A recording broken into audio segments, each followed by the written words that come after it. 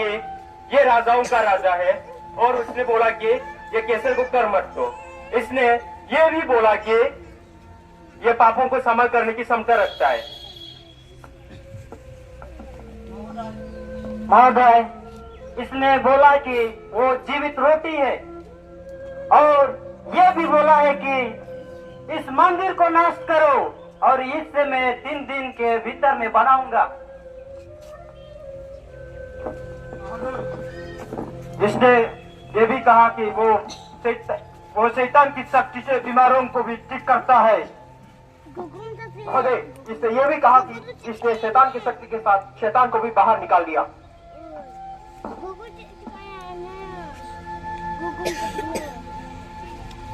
हे यीशु, लोग तुम पर दोष दे रहे हैं, क्या वो सच है? क्या तुम्हें विश्वास नहीं है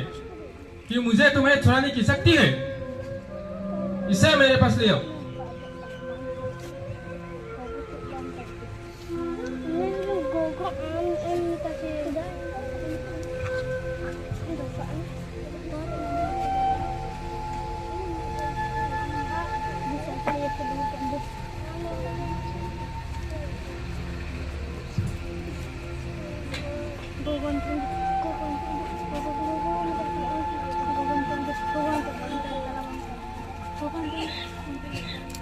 मुझे उसमें कोई गलती नहीं दिखती।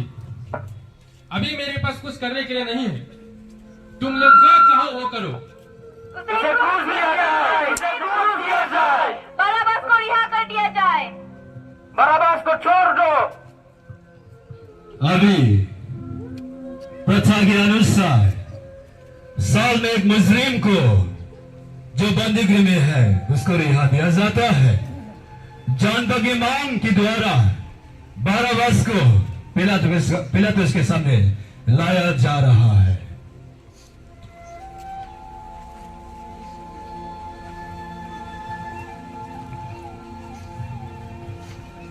बराबस एक डाकू था, वो मुजरिम था और आज जानताओं की मांग ने उनको छुड़ाने के लिए बुला है।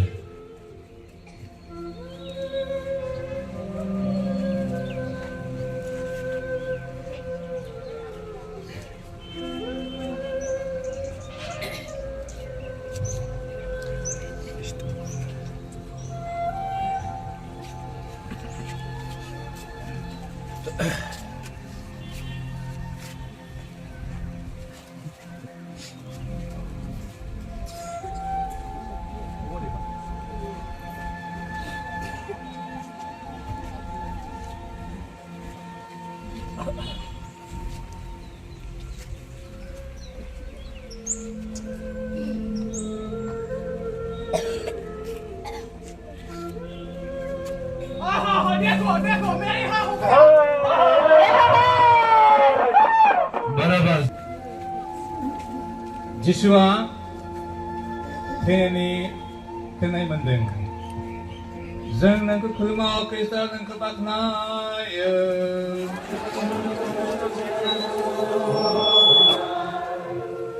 2024 बोसोरनि सिगां इसोरनि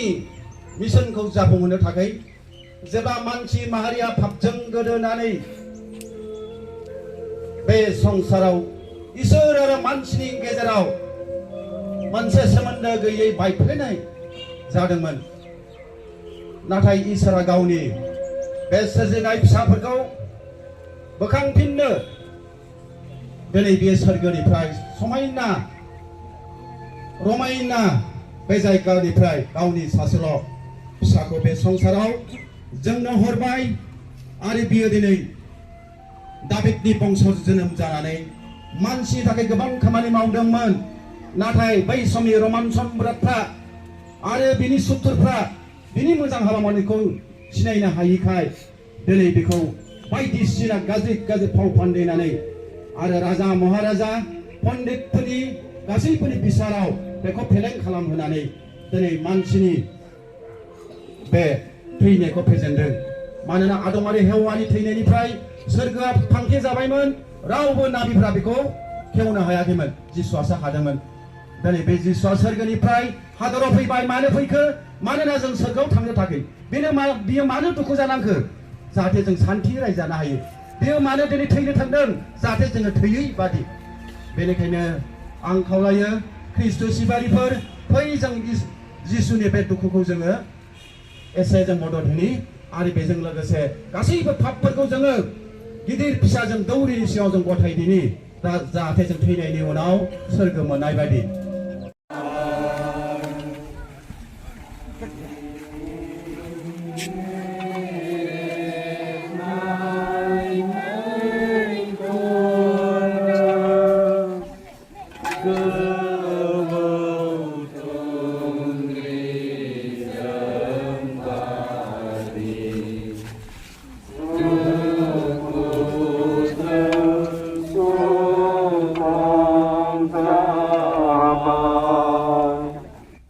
지수와 그루정상 반회자든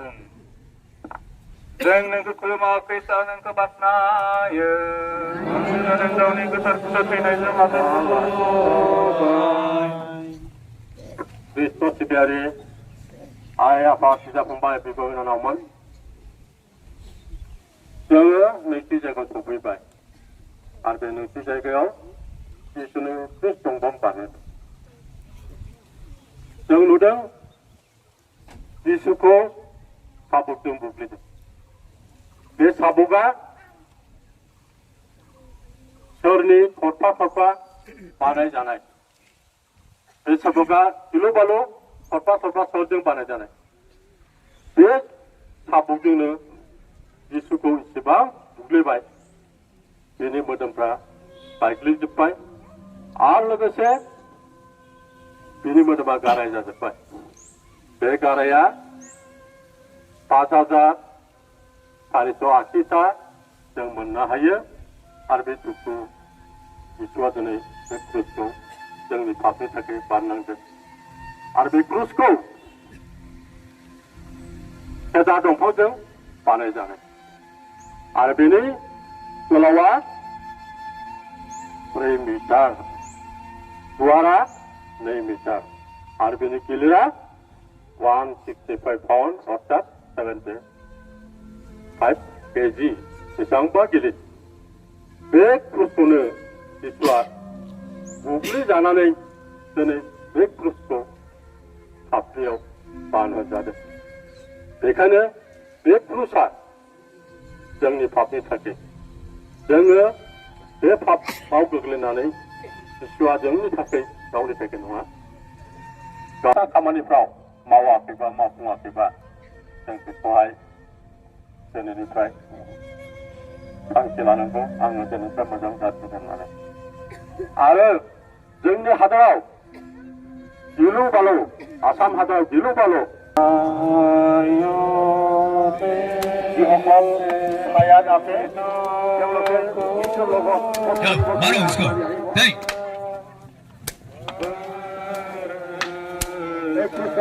नहीं भाग्य 못하네 जिहकल 사야한테 들려지 않다 이거 이건 앞으로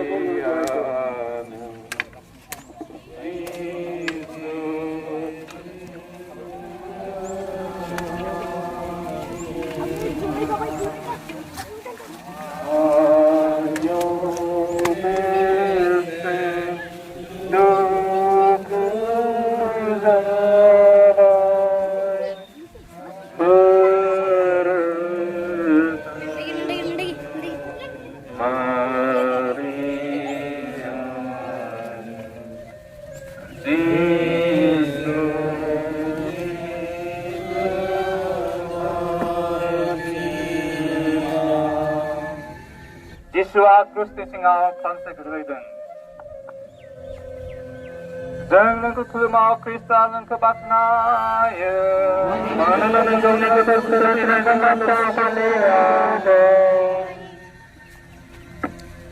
दुलारिया बाबा बाबा और बया मिश्रा को और गिद्रा को तेहें अब तेसारा ठहरे बन है एकरा और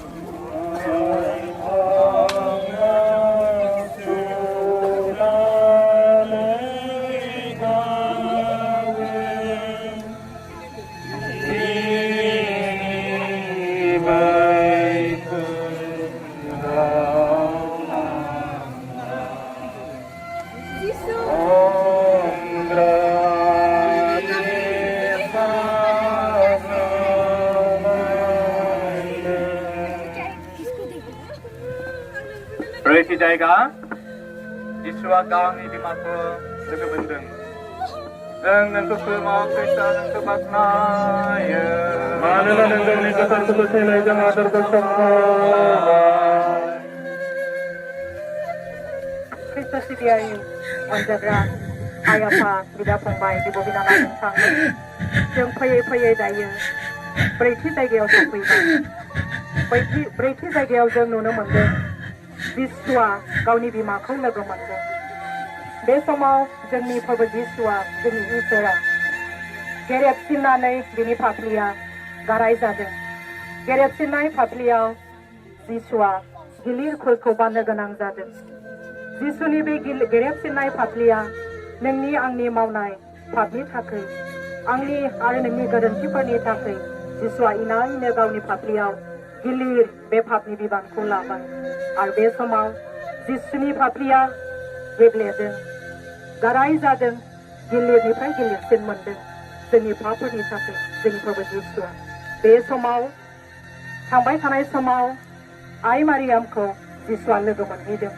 गोबां फालोनि गेजेराव हानजानि गेजेराव आइ मारिया जिसुखौ लोगो मोनहैदों बे समाव थारैनो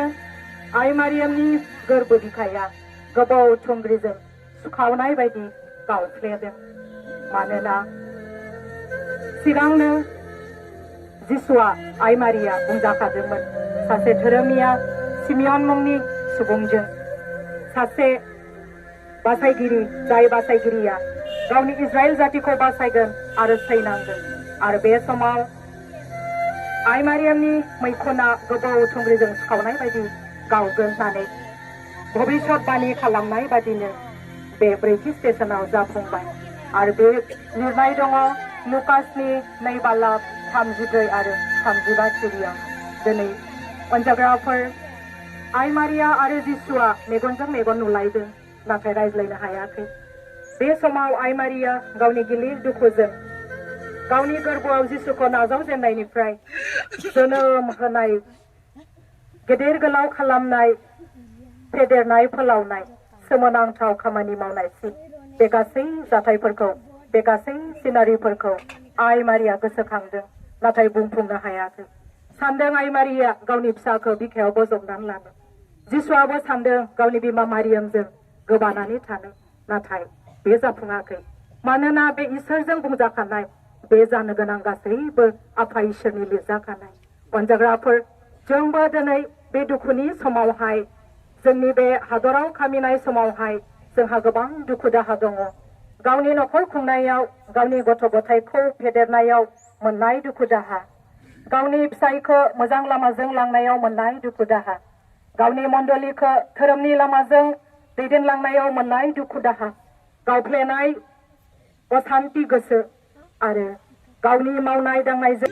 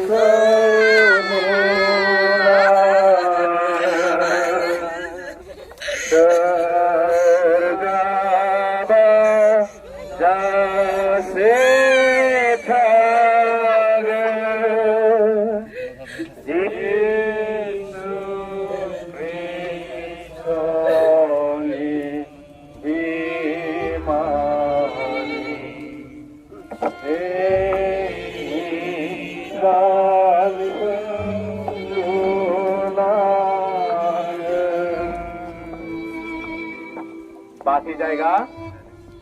जिसुनि क्रुसखौ सोमोन्दो बानस'होदों जों नोंखौ खुलुमो ख्रिस्ट नोंखौ बाख्नायो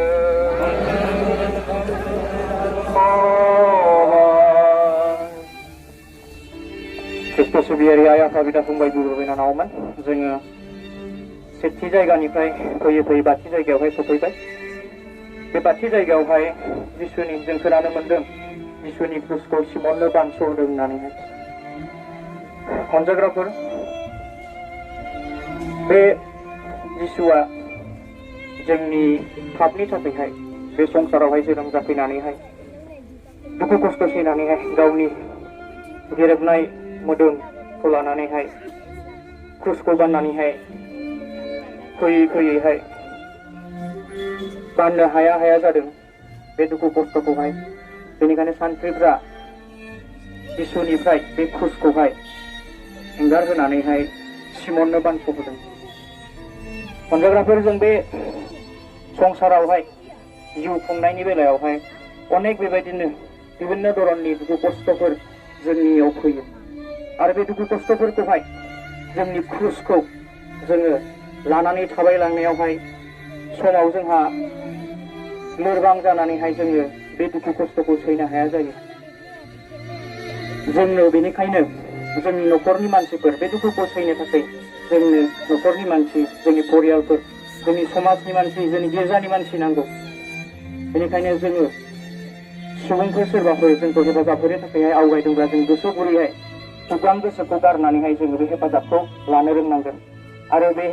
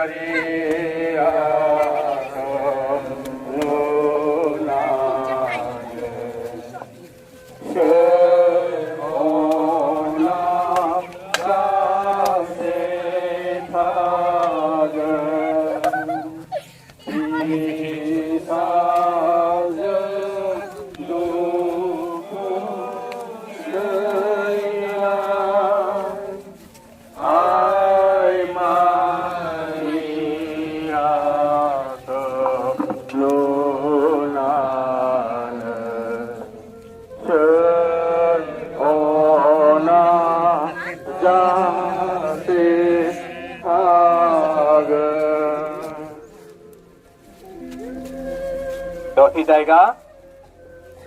बेलमेथाया जिसुनि मोखांखौ फालिजों हुगारदों। जों नोंखौ खुलुमाव ख्रिस्टआ नोंखौ बाख्नायो। मानिनानै गावनि गोथार खुसाफोरनि हादरखौ सखोमा। पांचवा स्थान से हम देखते हैं कि हमारे प्रभु यीशु का चेहरा खून और पसीने से विकृत दिख रहा है। अपने गुरुवर यीशु का यह हाल देखकर वेरोनिका का दिल तड़प उठती है। वह भीड़ और सैनिकों की परवाह किए बिना साहस के साथ वह अपने अंगूठे से प्रभु का पवित्र चेहरा पोंछती है ताकि प्रभु को राहत मिले। इस स्त्री के दयापूर्ण कार्य के प्रति प्रभु अपने पवित्र मुखमंडल की छवि उस रुमाल पर अंकित कर देते हैं जो अंतर आत्मा की प्रेरणा से प्रेरित होकर परोपकार करते हैं। उन पर भी प्रभु अपनी अमिट छाप छोड़ देते हैं। हे प्राण प्यारे यीशु, मैं भी वेरोनिका के समान स्वयं को पूरी तरह से तेरी सेवा में समर्पित करना चाहता हूँ। मैं अपना पूरा हृदय देता हूँ और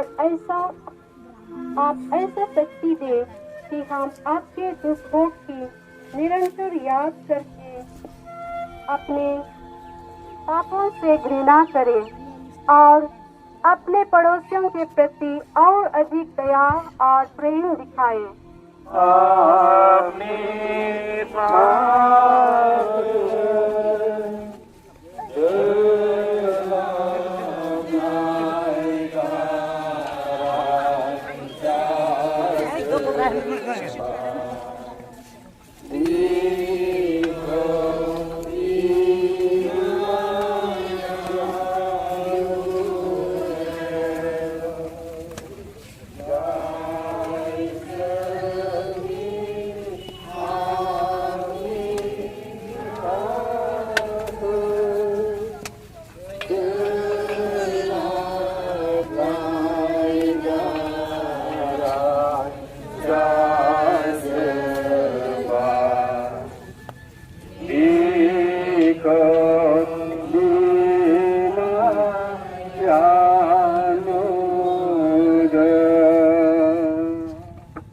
स्निथि जायगा जिसुआ खांनाय गोग्लैदों जों नोंखौ खुलुमा खृष्टआव नोंखौ बाख्नायो आदा बाबा गावनि गथ'खौ थैनाय जाहादरखौ सम्भबाय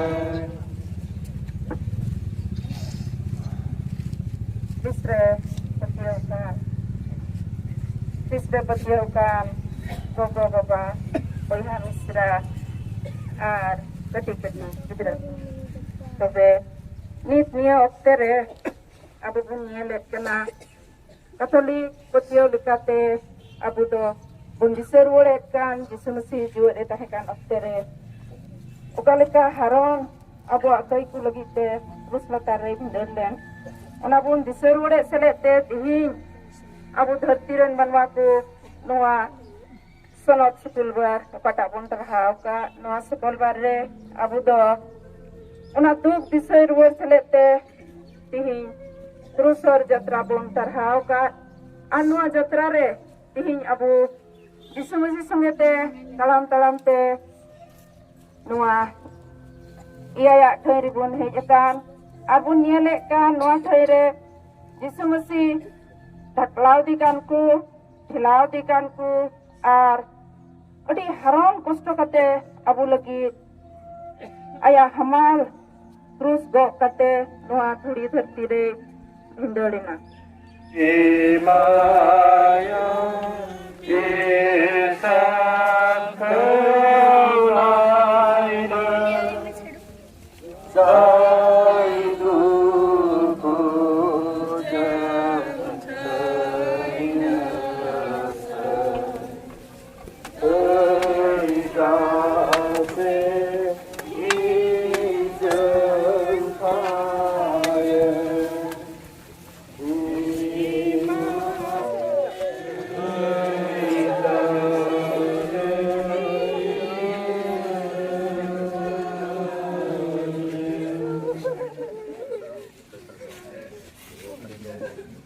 Nanti jaga, Houston में हिंदाप्रा इसको इंसान जंग तो समाप्त संत बन्नाये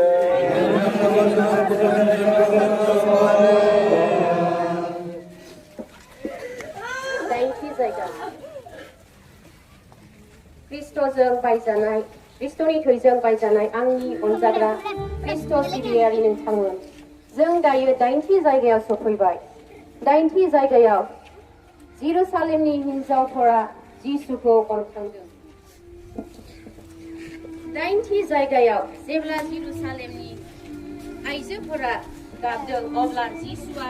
बिसोरखौ बुंदों ओ जेरुसालेमनि फिसा हिनजावफोर नोंसोर आंनि थाखाय दागाब बबेखानि गाव गावनि थाखाय गाब होनना जिसु ख्रिस्ट'आ इसोरखाय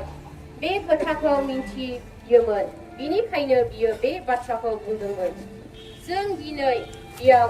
जथुमनाय बिमाफोरा गाव गावखौ सोंनि जों मोजां बिमा नंगौना नङा जों फिसाफोरखौ माबायदि खांदों माबायदि जोथोन लादों जों जिसुनि थोननाय बाथ्राफोरखौ फोरोंनो हादोंना हायाखै जों मोजां एग्जाम्पल मोजां आखल आखु मोजां हुदा दिन्थिनो रोंदोंना रोङाखै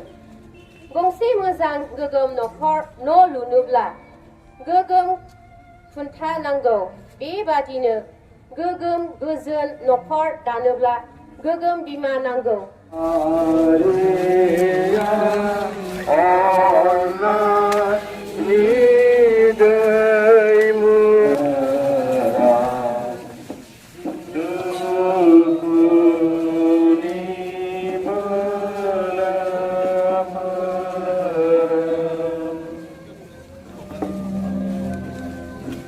Boti jaga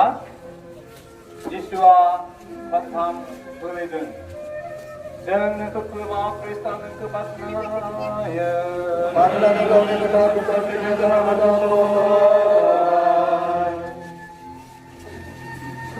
हम जानते हैं यूहन के 3:16 पंक्ति पर ईश्वर ने संसार को इतना प्यार किया कि उसने उसके लिए अपने एक लौटे पुत्र को अर्पित कर दिया, जिससे जो उसमें विश्वास करता है उसका सर्वनाश न हो बल्कि अनंत जीवन प्राप्त करे। आज चौसमोसी आज के दिन में जिस प्रकार लोग भैंस बैल बकरी को बलि चढ़ाने के लिए ले चलते हैं, ईश्वर के प्रायश्चित के लिए हमें एकलौते पुत्र यीशु को ईश्वर ने जो भेजा है उनको भेड़ बकरी की तरह कलवरी पहाड़ पर बलि चढ़ाने के लिए सिपाहियों ने बड़ी क्रूरता से,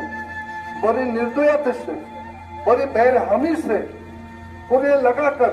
पूरे से मार मार कर यीशु को आगे ले चलते हैं। और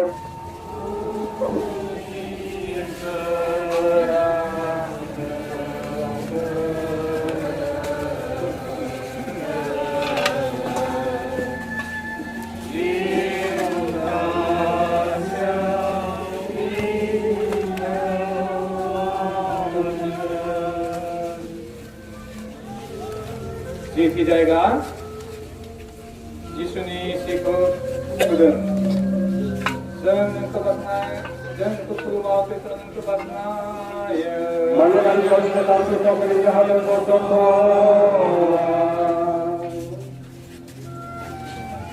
यीशुनि जायगायाव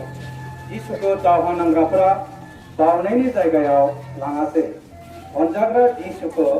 फोसाबनो थाखाय दावहा नांग्राफोरा साजिनो हमासै। जों मिथिगौ क्रुसनि लामायाव सेथि जायगानिफ्राय लानानै उथि जायगासिम गोबांथार यीशुखौ दुखु होनायखौ जों नुनो मोनो। बे समाव गारायजों बुंफबनाय मोदोमनिफ्राय यीशुनि जिखौ दावहा नांग्राफोरा खुदों। यीशुआ मिनिग्रा मुगैग्रा मानसिफोरनि गेजेराव गसङासै। जों मिथिनो मोनोदि मार्कुसनि बिबार राननाय 20 सिरियाव दावहा नांग्राफोरा यीशुखौ हादोरगिरिनिसिम लांबाय आरो बिसोरो गुबुन गासै दावहा नांग्राफोरखौ लिंहरबाय। बिसोरो यीशुखौ फान्थाव रंनि खसाबखौ गानहोबाय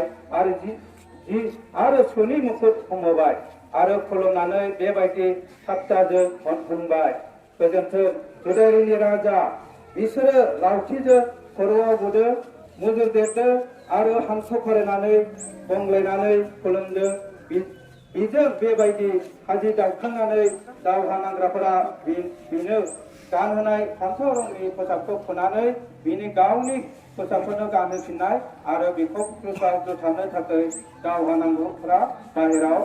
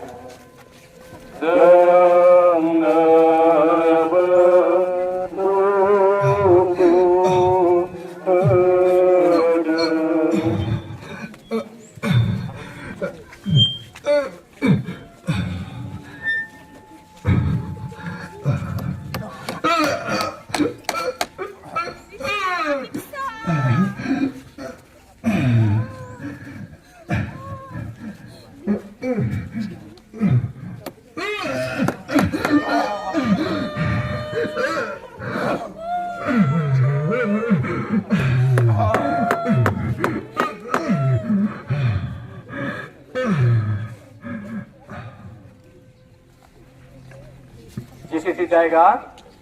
यीशुआ क्रुसाव दोथाबजादों। जों नोंखौ खुलुमाव पेट्र नोंखौ बाख्नायो। मानोना नों गावनि गोथारखौ थैनायजों आदरखौ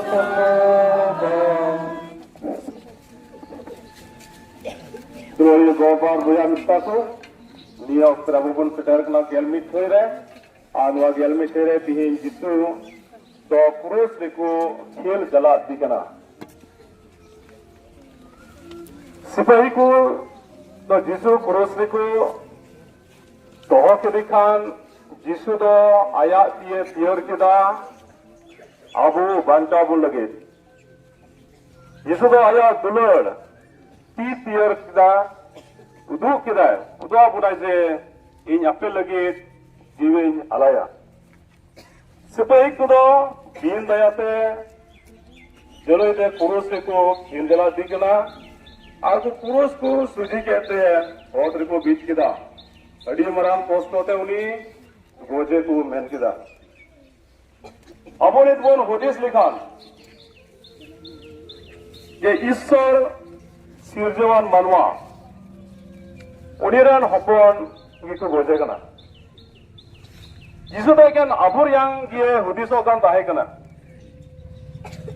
जिसु संगते बारिया डकु को पुरुष लेत किना मेनखान उनकिन दो किना गुणते और जिसु दो बेगोर गुणते सिदारिया अन लिखाते सरकार अन लिखाते ताहे कना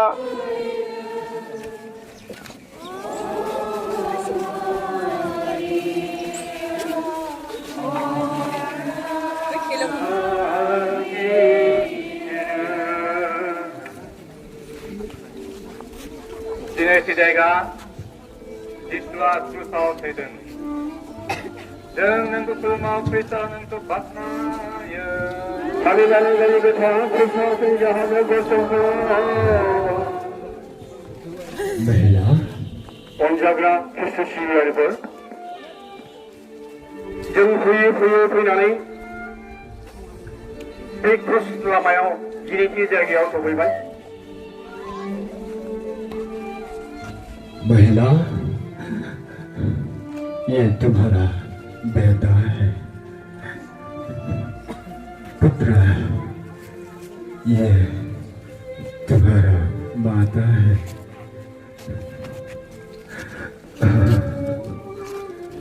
बेटा तुम मुझे क्यों चाहते है बेटा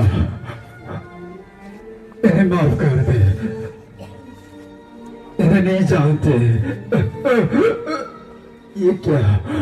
कर रहे हैं मुझे प्यास लगी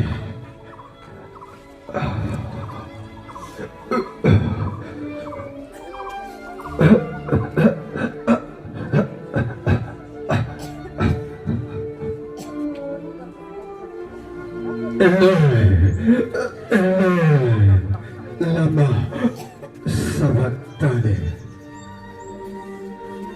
बेटा सब कुछ संपूर्ण हुआ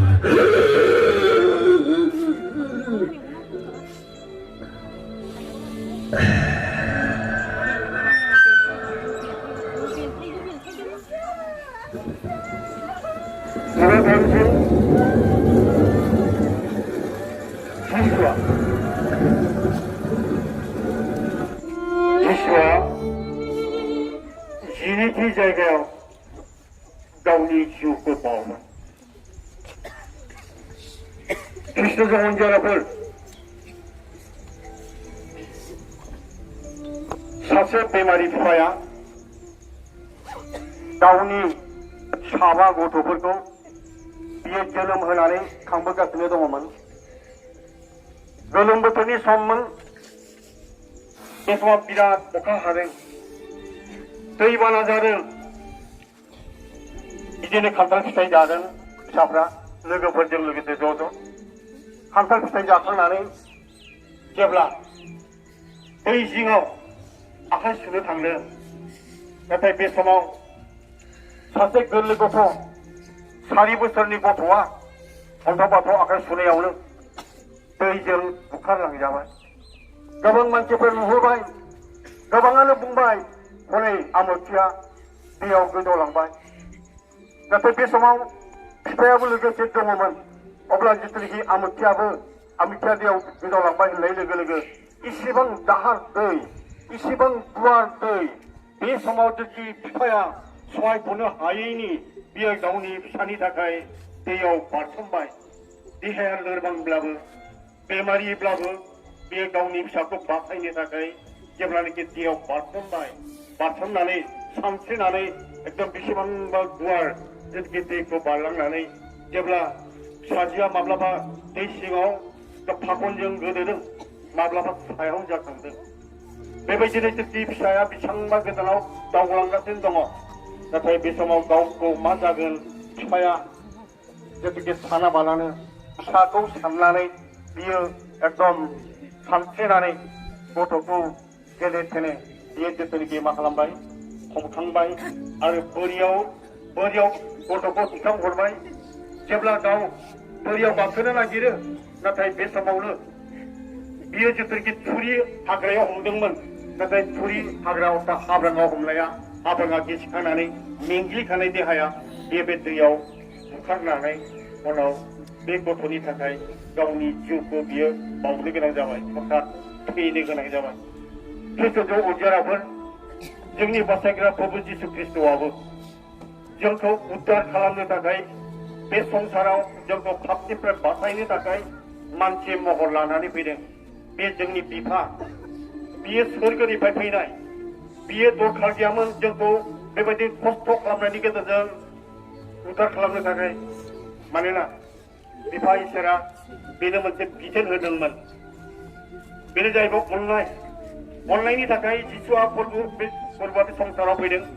फैनायनि गेजेरजों बियो पापनि लैथोनिफ्राय जोंखौ उद्धार खालामनो थाखाय गावनि जिउखौ बावदों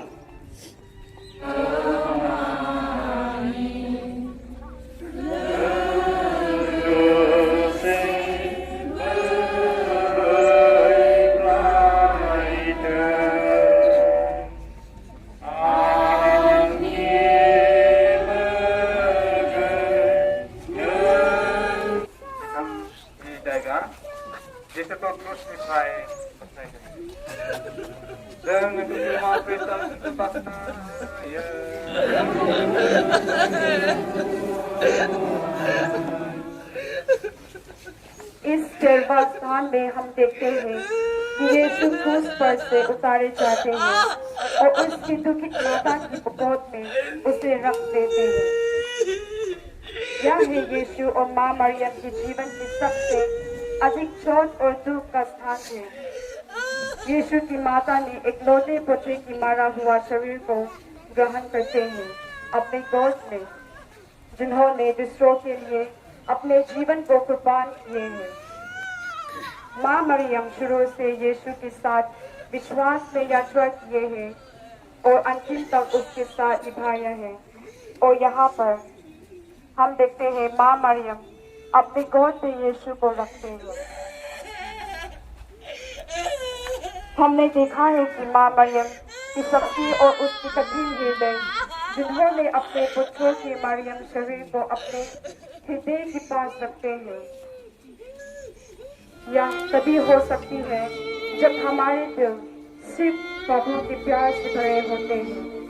तो यही प्यार हम इस देवस्थान में देखते हैं। तो आए मेरे प्यारे माता पिता और भाइयों बहनों हम अपने को माता मरियम के स्थान पे रख के देखें हम क्या महसूस करेंगे जब हमारे खुद के प्यारे लोग हमसे दूर हो जाते हैं और या मर जाते हैं तो हमें क्या महसूस कर पाएंगे। जरूर हम लोगों को गंभीर दुख पहुंचाएंगे तो ऐसे ही माँ मरियम को महसूस हुआ लेकिन या उन्होंने इस दुख को अपने दिल में रखा क्योंकि वो जानते थे और उन्होंने विश्वास किया कि यही यीशु की इच्छा थी इसलिए वो उस कमजोरी के वक्त में भी खुद को गंभीर माँ बन